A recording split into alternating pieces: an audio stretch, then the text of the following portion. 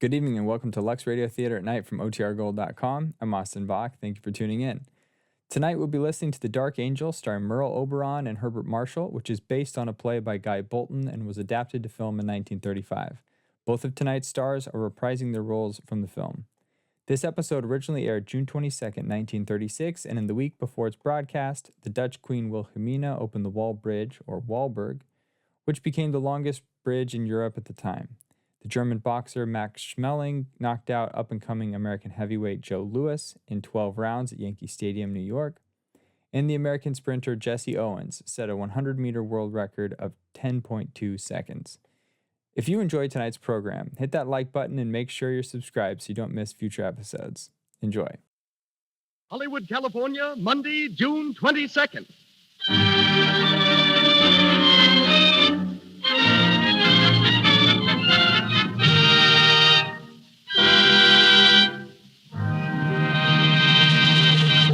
The Lux Radio Theater presents Merle Oberon and Herbert Marshall in The Dark Angel.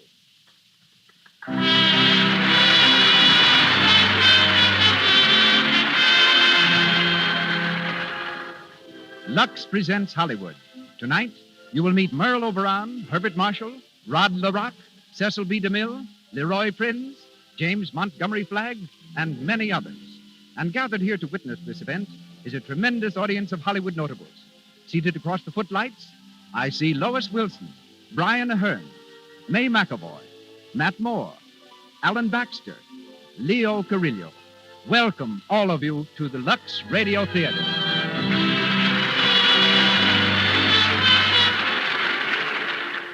This entertainment is brought to you by the makers of Lux Toilet Soap, the beauty care used by 9 out of 10 Hollywood stars. The pure white soap that can mean a lovelier complexion for you. As producer of the Lux Radio Theater, we present one of the world's foremost motion picture producers, a man so closely identified with Hollywood that the history of the motion picture industry might well be the story of his own life. Ladies and gentlemen, Mr. Cecil B. DeMille.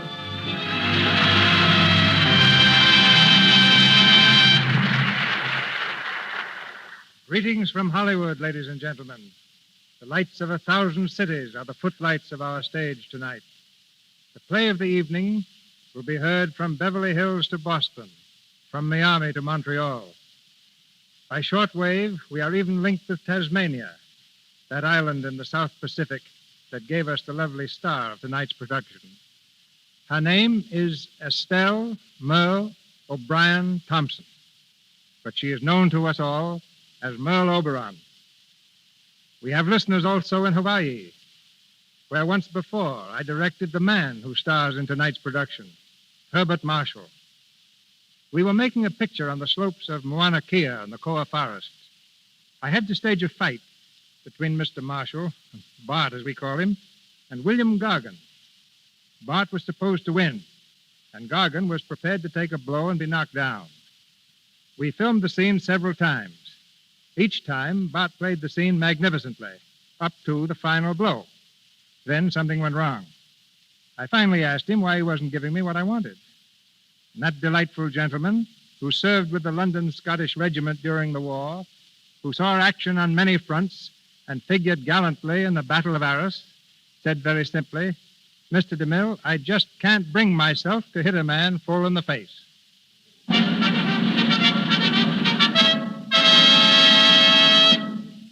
And now it is curtain time. The Lux Radio Theater brings you The Dark Angel with Merle Oberon and Herbert Marshall.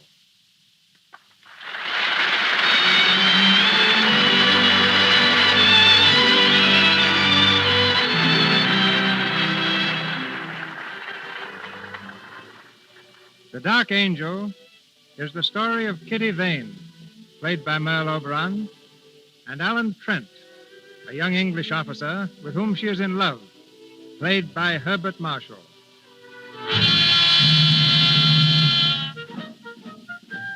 August 1915, the first year of the World War, and all Europe is trembling under the impact of the loud guns. Excitement is the keynote of the day. And in a little cottage in the country, Kitty Vane, a charming young English girl, is hurrying off to meet two old friends who are coming home on leave. We hear her running down the stairs. Good morning, Granny. Good morning, darling. You're early. A little. Going to have breakfast? I don't think so, Granny. I'll have something at the Shannons with Alan and Gerald. Very well, dear. You're excited, aren't you? Terribly. It's a big day. The biggest ever, Granny. Alan Trent and Gerald Shannon. It seems like yesterday they were just babies. And here they are coming back to us after a whole year of war. Yes. You know, Granny, at first seeing them as soldiers was fun, and I suppose I never really thought they'd be going away. But when they did... Oh, Granny, I'm so glad they're coming home again. I'm afraid it won't be for very long. No, I suppose not. But even a few days are better than nothing. And Alan promised me they'd stay just as long as they possibly could. In these days, we have to make the best of everything. It's been a long year for you, hasn't it, darling? It wouldn't have been so bad if... Oh, Granny, if only I knew. If I were only sure. Of Alan? Yes. Aren't you sure? How can I be? When one loves so hard and for so long, one can never really be sure. And it used to be so easy, Granny. When we were children, I'd just ask him to marry me. But now, it's growing up, Granny. That's what it is. Things aren't so simple anymore. I can't just say, Alan, please marry me, quick. Why not? That's the best way to do it. Saves a lot of time. I bet that's just what you would do. Of course. Kitty, come here. I want to talk to you. Yes, Granny. Kitty, you may not be sure of Alan. I don't know how he feels about you, but I do know how Gerald feels about you. Gerald? He's in love with you, Kitty. Granny. Yes, my dear. I've seen it, and I know it. But it's silly. You shouldn't say things like that, Granny. I'm an old woman, my dear. I can say what I please. But Gerald... I've never thought about Gerald except as Alan's cousin. Why, I've known Gerald ever since we were babies. And Alan, too, my dear. Yes, but, well, that's different. Somehow. I can't explain it, but it is different. Is it? Of course it is. Heavens, look at the time. I must fly. I've got to meet Mrs. Shannon at the station. Goodbye, Granny, dear. Goodbye, child. Don't drive too fast. I won't. And give my love to Alan and Gerald. I will, Granny. Goodbye. Bye.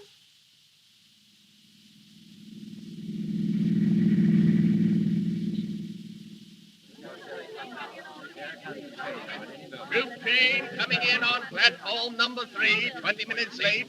Troop train, 20 minutes late, coming in on... I'll be here soon. Tommy will be here soon. Oh, he's first Give him leaving a big cheer already when the here. train comes in. I hope he's well. I hope he's well. Well, Kitty, I just spoke to the station master. Their train's 20 minutes late. 20 entire minutes. Well, after 11 months of waiting, that really isn't so long. And just think they'll be home with us for 10 whole days. Oh, I'm almost afraid to meet them. Do you think they'll be the same, look the same? Oh, I think we'll recognize them. Oh, look, the train is coming. Oh, why doesn't it stop? Aunt Sheila, what if it doesn't stop here? Silly child, it's stopping now. Where are they? Should we stand here, or do you think Oh, they'll find us, Kitty. Be patient, Oh, darling. look, there they are. Alan, Gerald, Alan.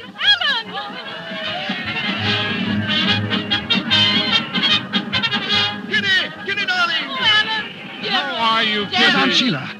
Oh, my Oh, boy. Mother, Hello, Aunt darling. Sheila. So good to see you, Alan. You're really, really back. Yes, really back. Oh, look at Kitty, Gerald. She's getting prettier every day. Yes, our Kitty, standing right before us. I think Aunt Sheila's getting prettier, Oh, too. stop, Alan.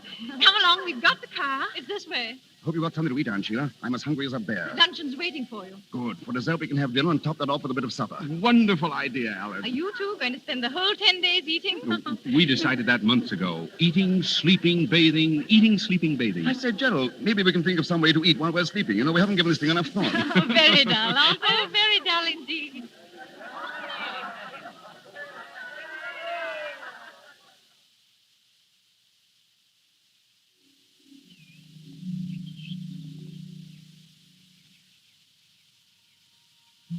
Hey, Kitty, where are you going? Alan, don't you know it's very bad manners to shout out of second-story windows? Well, just as bad as shout back. Want a piece of cake? No, I'm tired of seeing you eat. I'm going home. Oh, wait a minute. I'll come with you. Maybe there's something new to eat at your house. There isn't. Goodbye. No, wait. Look, Kitty, if you don't wait, I'll jump down. Get back in that window, idiot. Will you wait? No. All right, here I come. Alan, don't! Alan, Alan, why did you do that? Alan, darling, get up. You're not hurt, are you? Alan, why don't you speak? Aunt Sheila always taught me not to speak with my mouth full. You like some cake? Here. Stupid clown. Now I will go. No, don't. Don't go, Kitty. See, I did scratch my hand. No, slow up there. Scratches like this cause lockjaw or something. Serves you right. Kitty, you're changed. You're positively bloodthirsty. And you haven't changed. You're still a child. You don't feel... Huh? What don't I feel? You don't feel anything. Don't I? How do you know what I feel? Do you know about the months I've been away? The agony I've been in because of you? You know how frightened I was of coming home, of finding that you'd changed, that you didn't feel the things I wanted you to feel. Oh, look here, I can't say it all. Maybe I can't see any part of it. I'm scared. Kitty, I have so much love for you. It's like something you saved up for a lifetime and didn't know about. And then it all comes at once. I love you so, Kitty. Oh, Alan. Alan, I wanted to hear you say that so much. Darling, surely you knew. I wasn't sure. You see, I've always been around. I know. When I first looked through the bars of my crib, there you were, telling me what to do. I was not. When I saw my first tree, you were in it, peering down. My first bird, my first squirrel, my first bath, you were always there. That's what makes me afraid. You may be just used to me. You may meet some other girl. No, shh, you sweet idiot. Don't ever say that. There'll be no one else ever. If you ever weren't there, I'd stop living. I'd stop breathing. I'd stop wanting to breathe. Alan. Don't ever go away, Kitty. Never, Alan. Oh, my darling. Come on. We'll tell Aunt Sheila. And Gerald, too. No, wait, what are we going to tell them? But we're going to be married. But when? Day after tomorrow? No, tomorrow. Why, you shameless hussy. Come on, we'll run. Wait, Alan. Now, come on. You're going too fast. Up the steps, quick. Who's going to tell them? Both of us. Aunt Sheila, where are you? Hello. What's all the excitement? Oh, Gerald. Big news. Can you guess, Gerald? I think I can. So it's fully happened after all these years. Congratulations. Oh, thank you, Gerald. All my love, Kitty, for you both. This is the way it should be. I'm happy about it. Did you call me, Alan? Come here, Mother. Is anything wrong? Oh, no, it's right. These two have got themselves engaged. Getting married tomorrow. Married? Oh, that's splendid, Kitty, dear. I'm very happy. I know you'll be happy. Both of you. We'll all of us be together. Always now. Do you mind if I run? I can't wait to tell Granny. I think you should come with me, Alan. I fully intend to. We'll be back. Come on, Kitty.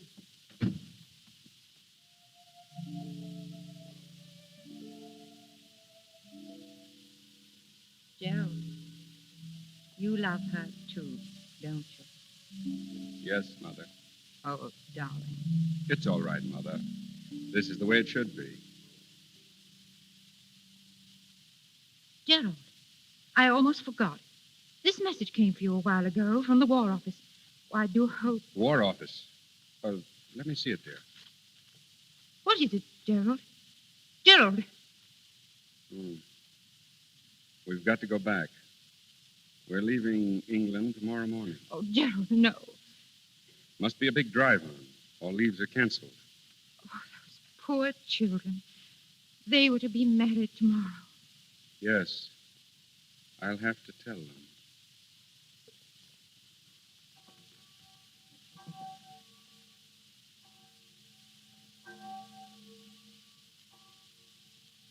You mean you can't marry us, Father Charles?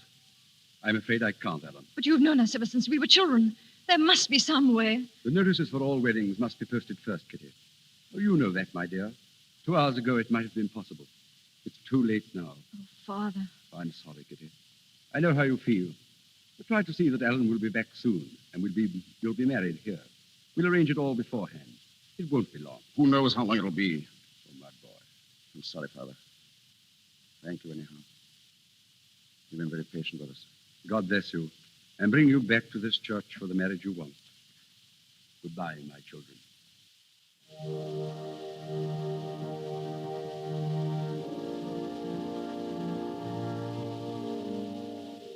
Well, Kitty, nobody will marry us. And after all these years, we're 2 hours too late. 2 hours, Kitty, that would have changed our lives. No, Alan. They're not going to change our lives. Kitty, I marry you, Alan Trent, in front of a church. and I marry you, Kitty Vane, for always, until the day I die.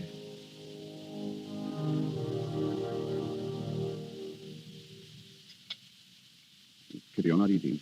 I can't. You shouldn't have come down here, darling.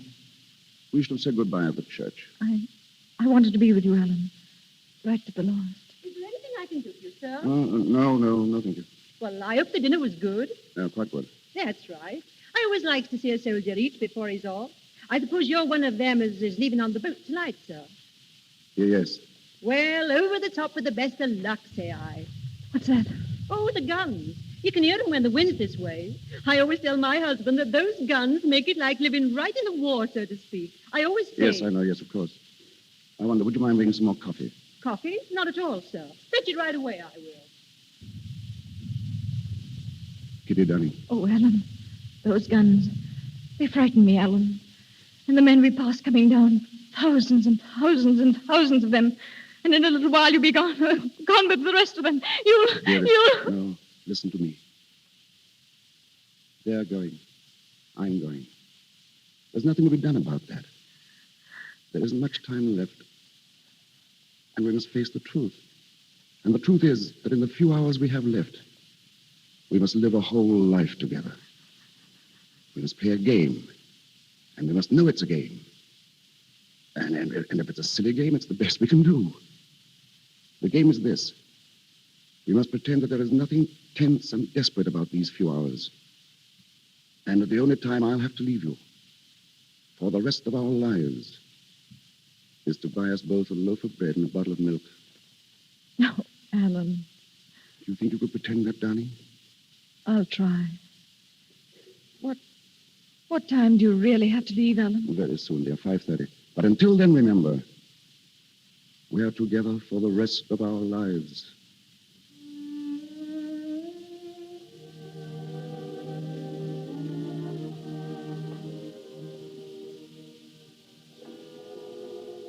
It's time now, darling. So Yes. soon? Yes, I've got to leave. Very well, Alan. Look at me, Kitty. You do something for me? Whatever you wish. Then sit here, just where you are. Close your eyes, darling. Now, don't open them till I've gone. I love you. I'll always love you. Goodbye, darling.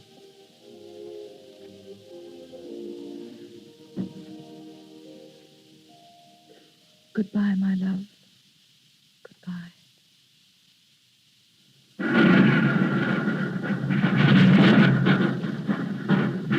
Phew. Pretty bad going out there tonight. Sounds like it. How's that trench coming along? Oh, slow but sure. Say, I meant to ask you, Gerald. Do you mind signing this card for me? It's an application for leave. Leave? At this time? Afraid I can't do it, Alan. Now, look here, Gerald. You said that last week. I want to go home.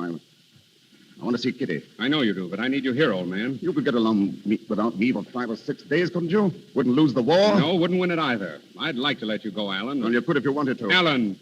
Sorry. I'm sorry. It's nerves. Forget it, will you? Captain Shannon. Yes, sir, in here. Good evening. Evening, sir. How are you, Trent? Oh, all right, sir. Keep your seat. Thanks. Shannon, we've reports of enemy activity on the northern sector. We've got to find out what it's all about. Yes, sir. Tonight's a good night. There's no moon. A raid. Yes. I want a dozen men. Can you take a party out? I can find 6 or 8, sir. We're rather depleted. I know. How about Trent here? Trent? Well, I don't know, sir. I'll need him for some other... I want volunteers only. I'll go, sir. Glad to. That's the spirit, Trent. Now then, take a look at this man. Here's the sector. I should warn you that they'll be expecting you. And they'll make it as hot for you as they possibly can. Now, I would suggest...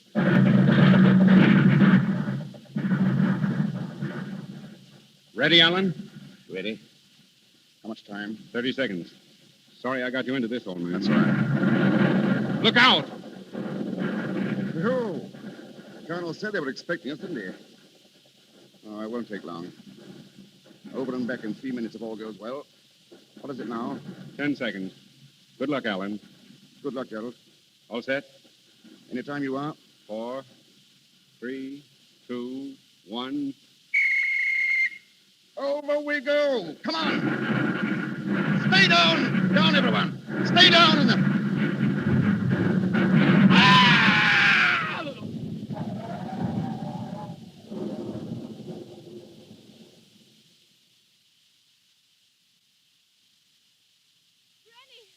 Are you asleep, Granny?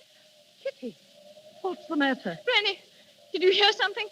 Only the wind, darling. Why? I thought I heard a scream. A long scream. Oh, Granny. You've been dreaming, child. Yes. Yes. I thought I saw Alan. Alan with a black cloud hanging low over him. Like a dark angel come down to... Oh. There. Go back to bed, my darling. You'll be all right in the morning.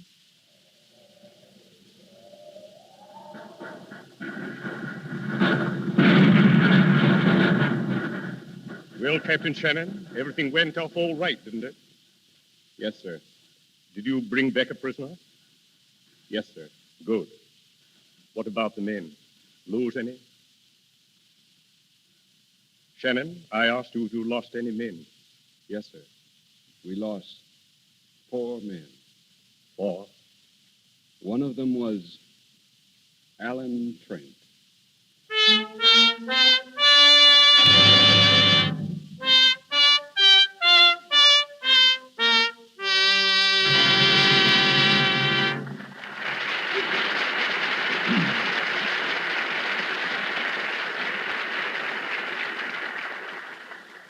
You are hearing Merle Oberon and Herbert Marshall in the Lux Radio Theater presentation of The Dark Angel, coming to you direct from Hollywood.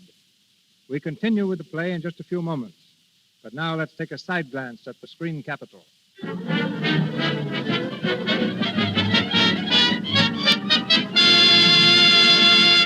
It's lunchtime in the Brown Derby, and as usual, this famous restaurant is being patronized by lots and lots of stars, and lots of visitors hoping to see them. Let's listen to a chat between Elsie, a girl who lives in Hollywood, and a visitor from out of town.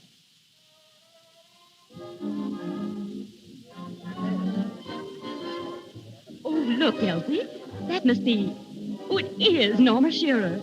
Do you see her here often? Oh, yes. Lovely, isn't she? Oh, she's a real beauty. Lovelier than I thought she'd be, even. Boy, but she knows how to dress. And what skin. Nice skin is something a movie star just has to have, Alice. Oh, there's Joan Blondell over there, the girl in brown. Oh, yes.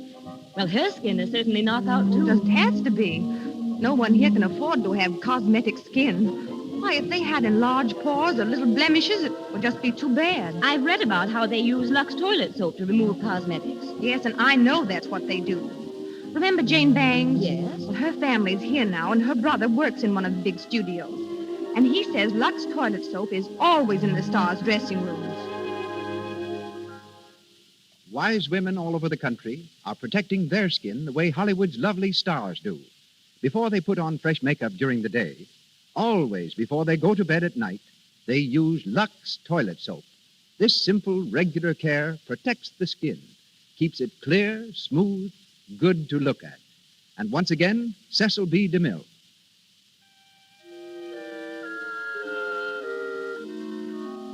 The Dark Angel, with Merle Oberon as Kitty Vane and Herbert Marshall as Alan Trent, continues. Many months have passed since the night Alan disappeared into the darkness of the battlefield. Gerald, on leave again, has gone directly to Kitty. We find them sitting under a tree in Kitty's garden. It's wonderful to see you again, Gerald.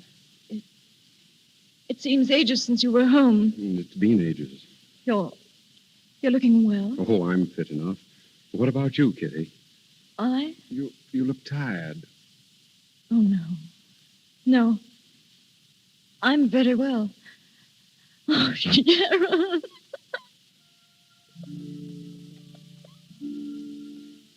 Kitty, darling, don't cry, please. I'm so sorry.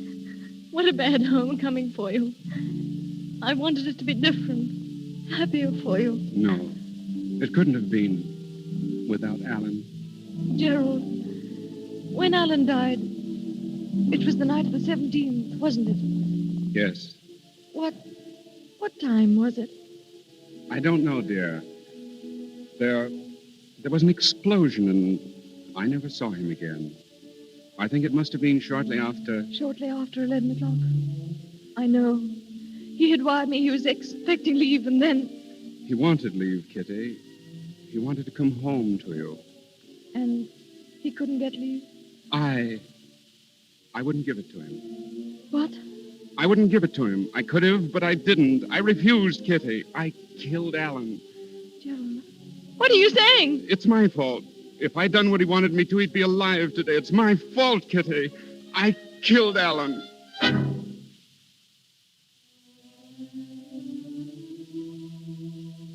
No. No, Gerald. It was because I loved him so. Because he loved me so. It was too beautiful to last, Gerald. That's why Alan died. Our love was too beautiful. Too happy.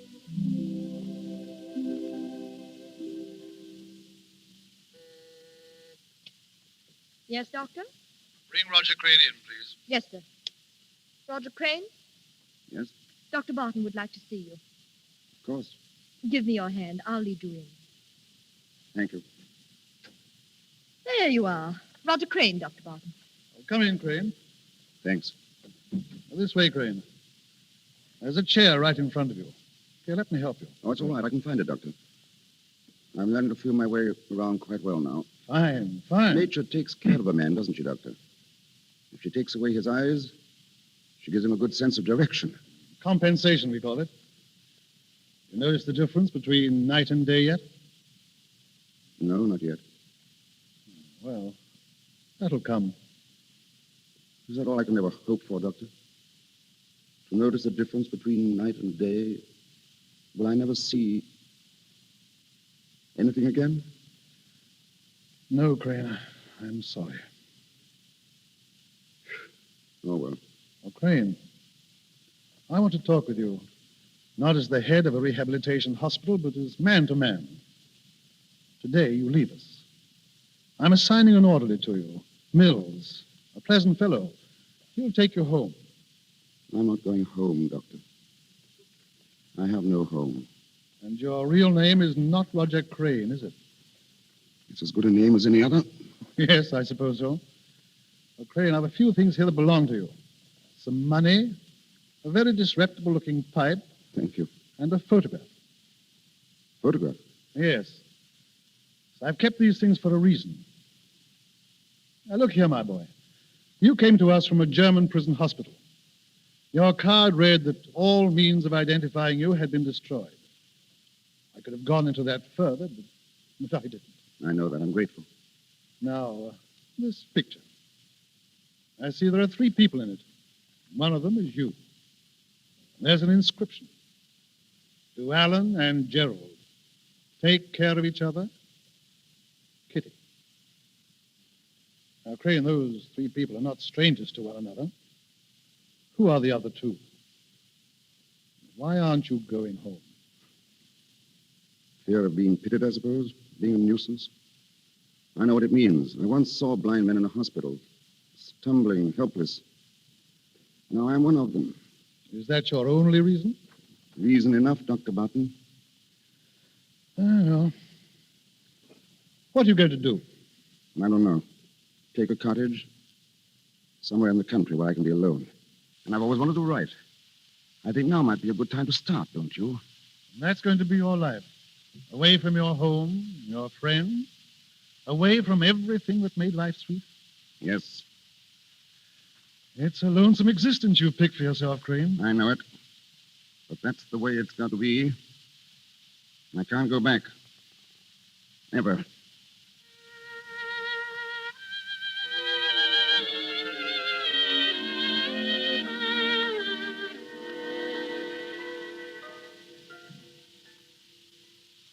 Oh, that's interesting. What are you reading, Granny? The book review section. There's an article here about a young fellow who writes children's stories. They say he's blind. Blind. He has to dictate all his books. Poor fellow. I dare say he's happy, though. Courage, that's what does it. Courage, Kitty. Yes. It's too bad we're not all like him. We could be, if we tried. I've tried, Granny. Yes, my child, but not hard enough. You are living in the shadow of a death, Kitty. A deep, dark shadow. You must come out into the sun again. Oh, Granny, what's the use? I'll never forget Alan. Never. I don't ask you to forget, Kitty. I ask you to remember. But make your memories pleasant. Happy memories, not sad ones. I'll try, Granny. Miss Kitty. Yes, Martha? Mr. Gerald's at the door, Miss Kitty. He asked if he might see you. Well, dear? Ask him to wait, Martha. I'll be right there. Yes, Miss Kitty. I'm glad you're going to see him. He's been very unhappy about you lately. Has he? He's still in love with you, darling. Excuse me, Granny. Of course, dear. Run along.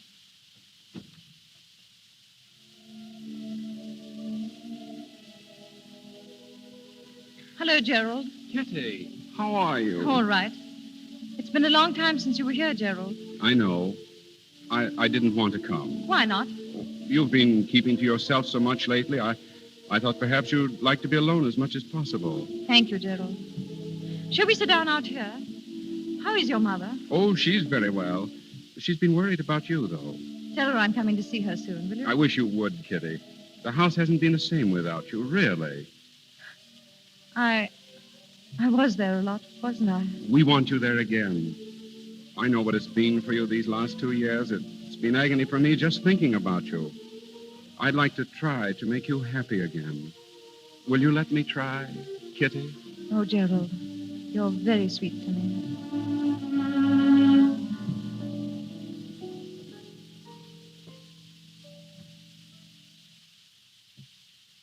Mills, Yes, Mr. Crane. read that last paragraph back to me, will you? Certainly, sir. The boys, tired of fishing, were splashing about in the sea, having left Jennifer on board to watch the lines. They'd swum a little distance away from the side when a puff of wind stirred the sails. The boat gave a quiver, and Jennifer jumped to her feet. Suddenly she realized to her horror that the boat was a-moving. In terror, she ran to the side and shouted, "Peter, Peter, we're drifting out to sea." Mm-hmm. That's pretty exciting, sir. Excuse me asking, sir, but what's going to happen to her? I'm not sure yet. We'll call that the end of chapter 6, Mills. Very good, sir. End of chapter That'll be all for 6. this afternoon. By the way, Mills, any word from Dr. Barton? Oh, yes, he's coming down the 8 o'clock train, sir. Oh, well. Have some hot tea ready, Mills, and a good fire if you can stir one up. Yes, I'll have a fine fire, sir. There'll be great guns by the time he gets here.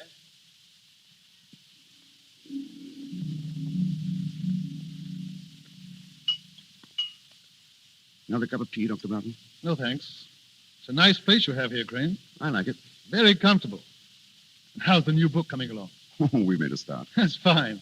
You've certainly made a success of it. Well, it's been amazingly easy. I just stretch out all day here in the study or back there in the garden and dictate to Mills. Sometimes I laugh at myself. Imagine me writing adventure stories for boys. I read a piece about you a few weeks ago in the book section of the Times. I wondered why you refused to let anyone print your photograph. I don't think my picture would interest anyone, Doctor. No? Oh, Crane, during the war, you were in the artist rifles, weren't you? Yes? Why? Did you ever come across a chap called Shannon? Gerald Shannon? Yes. We were in the same company. Oh, is that so? Crane, do you remember a photograph of yours I gave back to you when you left the hospital? A photograph of 3 people? Remember? I think I saw 2 of those people again. Oh, their pictures, I mean. Where? In the Sunday Times. I brought it along with me. The caption says they're Gerald Shannon and Kitty Vane. Is that right? Yes, that's right. What's it say about them? It says they're going to be married. Married? Are they? I'm very glad. We used to be quite good friends. They've been very close to each other all their lives. I was hoping this would happen. When is the wedding? June 3rd. They're giving an engagement dance tonight at his home. Oh, that's fine, isn't it? I'm glad.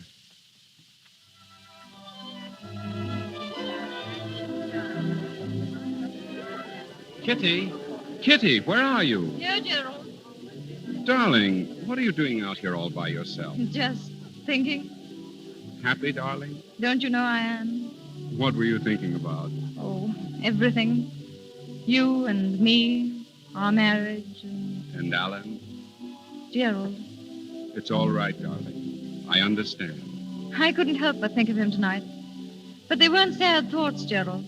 I was just thinking that if Alan could see us, if in some way he knew that I was going to marry you, I think he'd be happy too. My darling.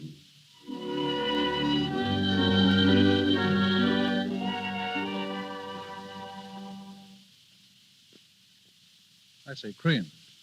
Crane. What? Oh, yes, Doctor? You've been sitting there for over an hour without saying a word.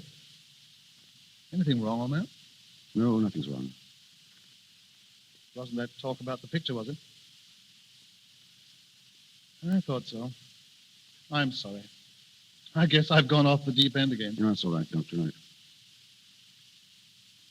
Oh, it's my own fault. It's been my own fault right from the beginning.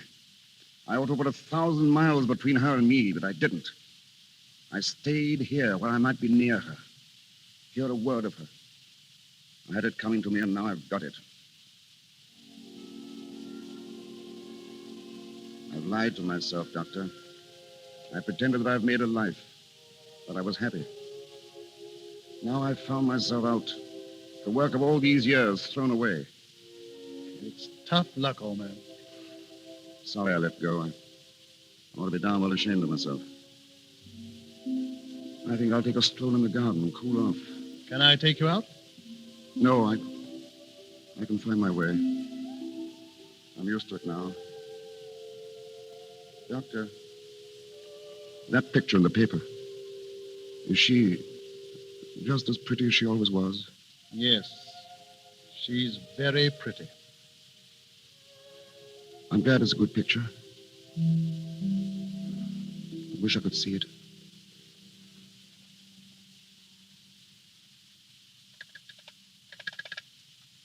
Hello, operator. I want to speak to Mr. Gerald Shannon. No, I don't know his number, but it's near Southwell. Yes, Shannon. Gerald Shannon. Yes, thank you. Gerald, where have you been? I had a telephone call from a Dr. Barton. Barton? I don't remember. Gerald, what's the matter? You look as if you'd seen a ghost. Is anything wrong? I don't know. What do you mean? Gerald, that telephone call, what was it about? Can't you tell me, Gerald? I've got to tell you. It was about Alan. Alan? Alan's alive. Alive? Gerald, what are you saying? He can't be alive. He is. I'm going to take you to him now. Oh, Gerald. Gerald. I'm afraid.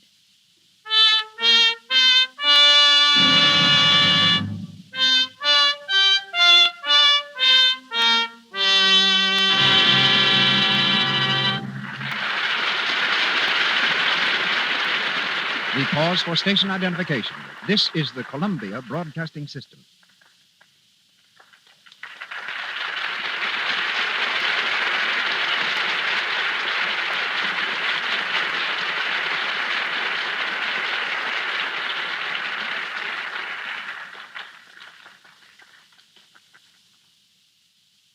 This is Cecil B. DeMille speaking to you from Hollywood.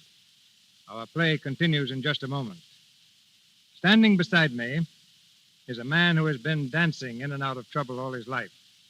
Soldier of fortune, war ace, member of the French Foreign Legion, political prisoner in Cuba, ammunition smuggler in Mexico.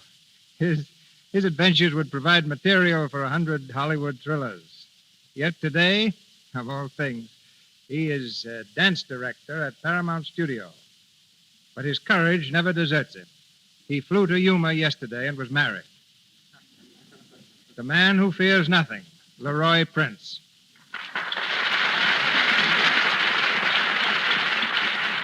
You're wrong, CB. There are two things I am scared of. One is this microphone, and the other is the mill. I don't know why. I've trusted you with some of my oddest odd jobs, including me help make fox hunting scenes. I sure remember that.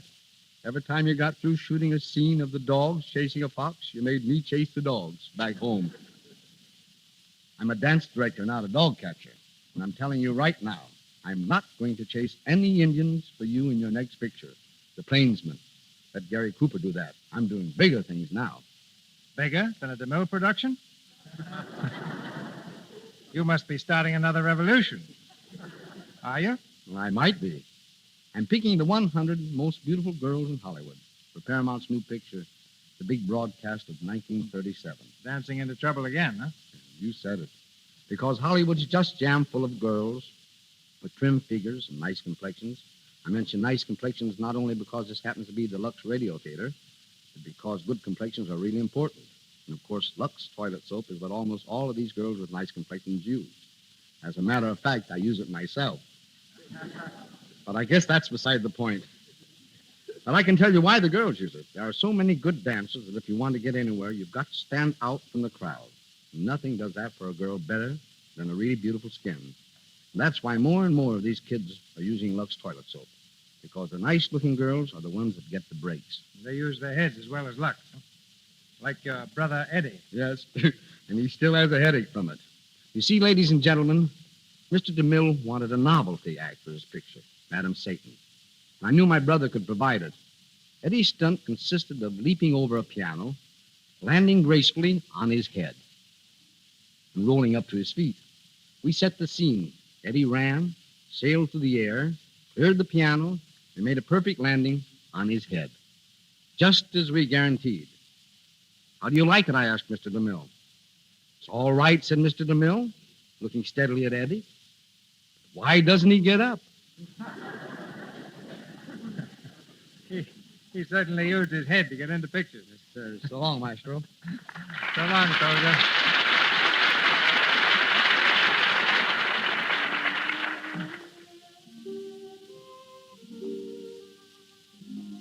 We come to the last act of The Dark Angel, starring Merle Oberon as Kitty Vane and Herbert Marshall as Alan Trent.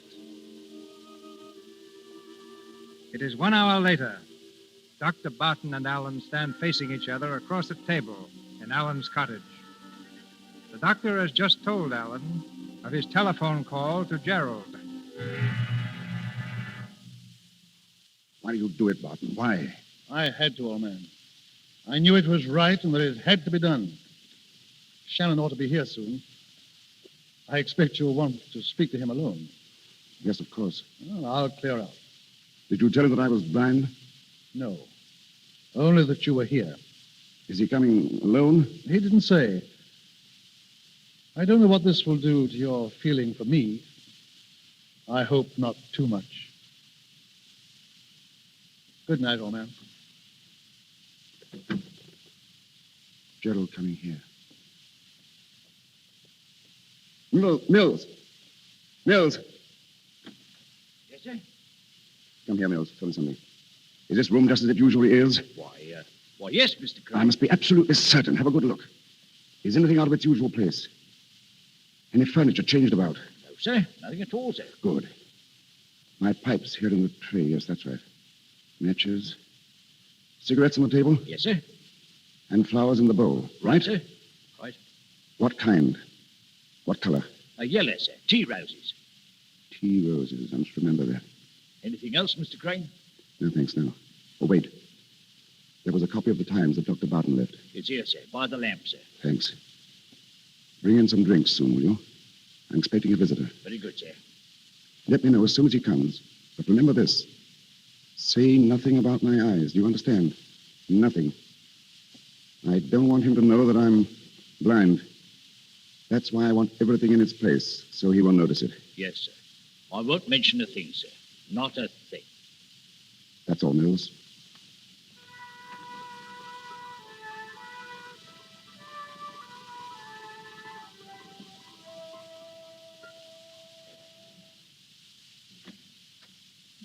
How's it, Mills? They're here, sir. They. Yes, sir. Lady and a gentleman, sir. A lady. Young, Yes, small, dark, and very pretty, sir. very pretty. Shall I show him in, sir? Yes. Very well, sir. Mr. Crane's in the sitting room, ma'am. Thank you. Alan. Kitty, how are you? Oh, Alan. Alan, old man. Gerald, it's so good to see you. And Kitty. It's really, really you. I always knew sometime, somewhere. That we should meet again? Yes, I think I always knew it, too. The three of us. I'm so happy to see you both. Sit down, Kitty. Gerald, old man, sit down. You'll have a drink, won't you? Alan, what? The cigarette's right there on the table, Gerald. Alan, what's the matter? Why? What do you mean? You act so queerly. You treat us like strangers. Oh, Kitty. But you must have so much to tell us. Yes, Alan. Well, it's a long story. But I want to hear about you. How's Aunt Sheila? How's everything? I'll keep you here for days telling me. Give Kitty a cigarette, Gerald. Matches here, huh? Thanks. I have some. Where have you been, Alan? Where? Well, I've been here. I've become a writer. Remember when we were kids? I was going to be a Shakespeare. Well, I'm not a Shakespeare. I write books for children. I like doing it. I guess I've done fairly well. I use the name Roger Crane. But, Alan, why didn't you let us know? Do you mind if I have a pipe? I'll show you around the garden later. I'm terribly proud of my roses. Just look at these yellow ones in the bowl. Pretty, aren't they? Tea roses. Alan, what's happened to us? Yes, why are you holding us off, Alan? I saw the notice of your engagement in the newspaper. Nice picture, too. My love to you both. I hope you'll be very, very happy. So, that's it. That's why you sit there torturing us, torturing Kitty. For years, you've let us believe you're dead, and well, now we come here after all this time, and you talk of roses. Good Lord, man, you've only to look at Kitty's face to know what you're doing to her. Gerald. Go outside, Gerald. I want to speak with Alan alone. Very well. No, Kitty. wait, Gerald. I see no I'll reason. be out in the garden.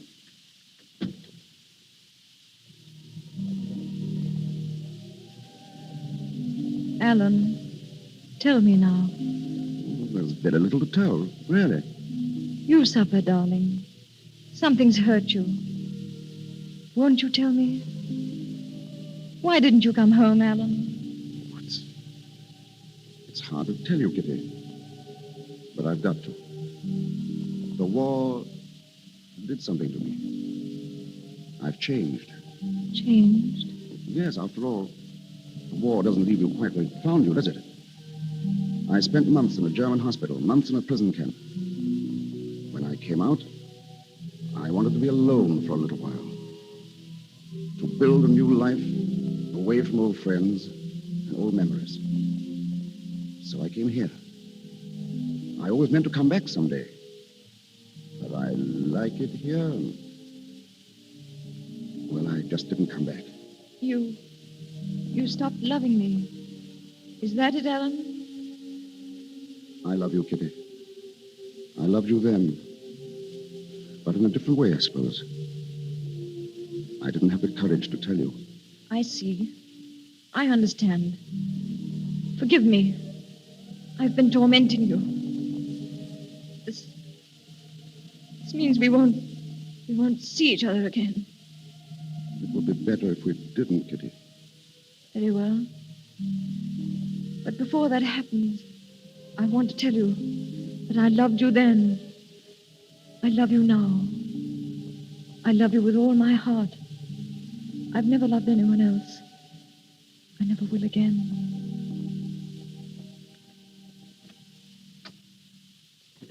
Goodbye, Alan.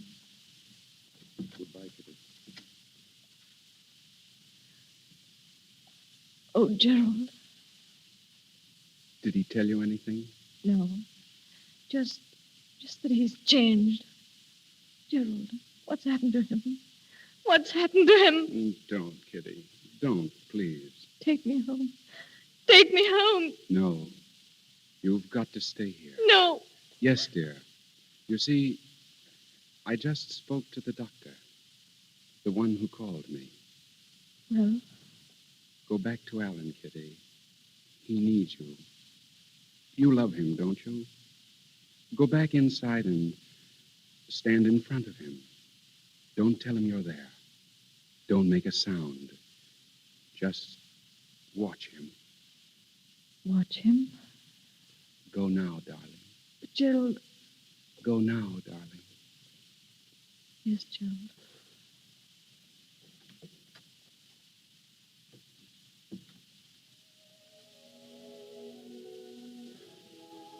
Who's that, Mills?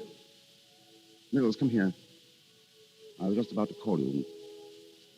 I've been thinking lately of going away, leaving the country. I have reasons, unfortunately, and I'll have to let you go.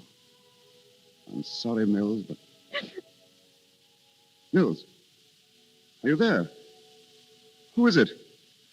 Who's standing there? Alan. Oh, Alan, my darling. Kitty. My darling, my darling. Why didn't you tell me? Why didn't you tell me you couldn't see me? Oh, Kitty, don't. I'm here now, darling. Right here in front of you.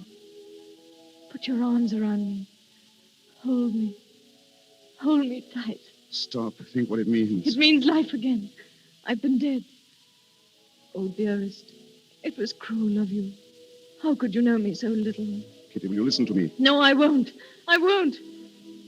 You told me once never to go away. I never shall. You may as well face it. You'll never be alone again, darling. Wherever you are, I'll be with you. Always. Always. Oh, Kitty. I never could escape from you, could I? Never. You were always popping up. Always. Thank God you popped up this time.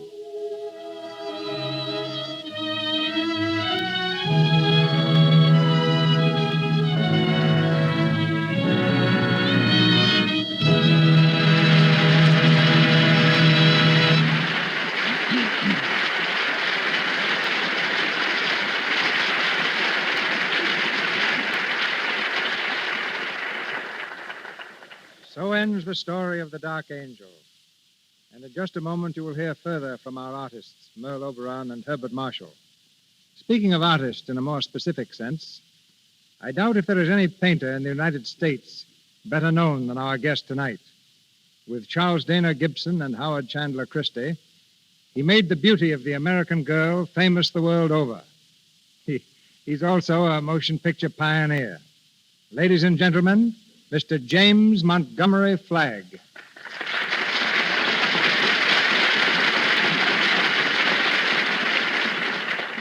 Yes, you may not have noticed it, Mr. DeMille, But I was making two-reelers when you were making your first great spectacle films. I produced and supervised 26 satirical comedies. They were billed as comedies because they claimed no one would know what a satire was. They thought it was a gent with goat's legs and horns. I even acted in some of them. I hope your acting was better than my painting. Well, D.W. Griffith offered me $30 a week to play villains. He's never withdrawn the offer. I made one called Perfectly Fiendish Flanagan. It was a takeoff on my pal William S. Hart. I played Mr. Fiendish Flanagan, the scourge of the prairies. But this time I came out here from the United States to make a series of 12 portrait drawings of leading stars for photoplay covers. I've already drawn your star tonight, Miss Merle Oberon. I'd seen her in several pictures, but never had the slightest desire to make a portrait of her. There seemed to be a false glamour about her features. But as soon as I met her, I found Miss Oberon beautiful. The same charming, unaffected, real person she portrayed tonight in The Dark Angel.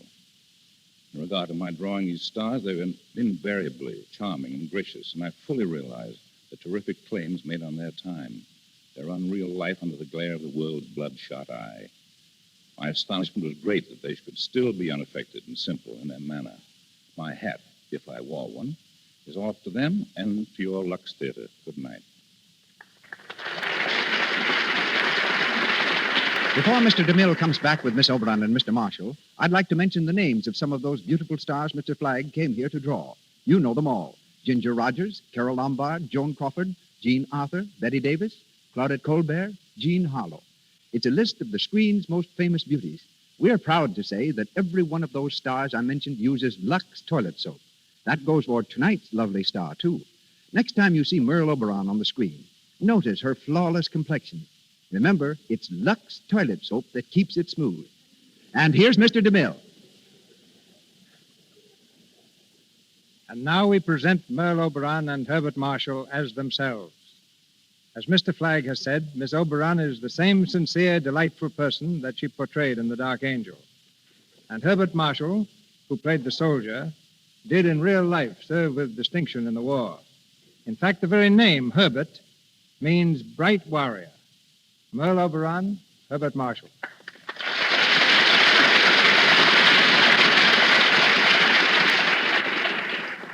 Now, just a minute, Mr. DeMille. You have me a little mixed up. Before the play, I was a man who hated to fight. During the play, I did, and now you say my name proves I love it, and I don't. Names are deceiving. Cecil means dim-sighted.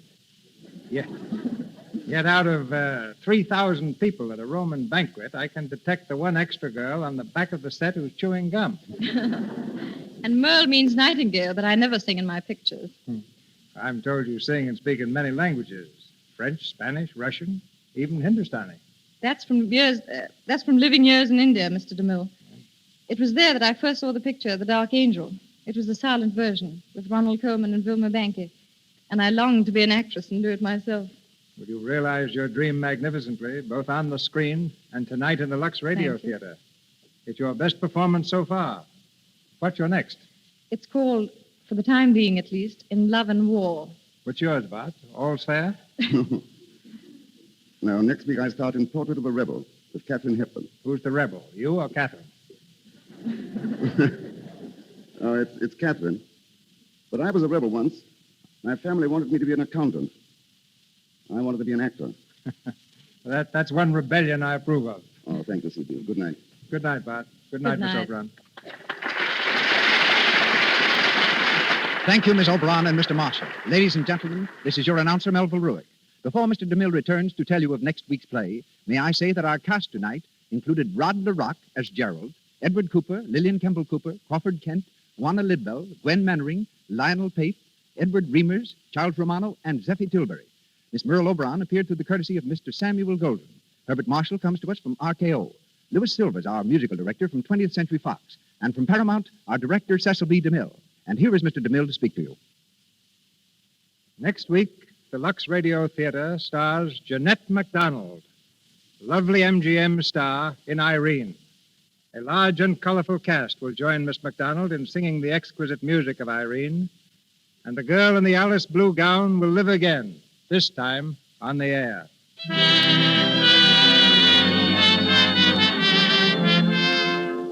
On behalf of our sponsors, the makers of Lux Toilet Soap, I invite you to join us next Monday night in welcoming Jeanette MacDonald to the Lux Radio Theater.